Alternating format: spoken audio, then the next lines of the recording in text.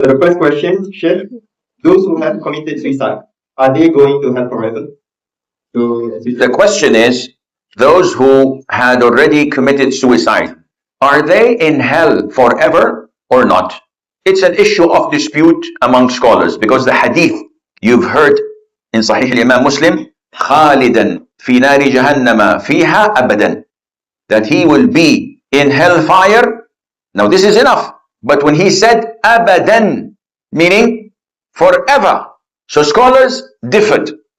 Some said they are in hell forever. The hadith is crystal clear. Others said, but this hadith is countered by the ayah, إِنَّ اللَّهَ لَا يَغْفِرُ أَن يُشْرَكَ بِهِ وَيَغْفِرُ مَا دُونَ ذَلِكَ لِمَن يَشَاءُ. Allah does not ever forgive someone who associates others with him. But he may forgive whatever is under shirk if he wishes. And suicide is committed, considered under shirk. So this is under the divine will of Allah Azza wa Jal. Some scholars said it is best not to discuss this.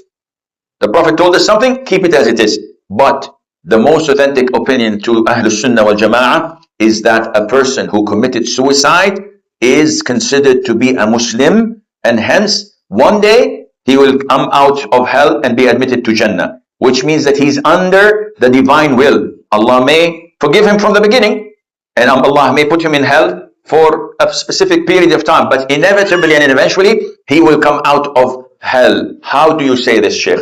Because the Prophet ﷺ was presented by a man who had killed himself, committed suicide.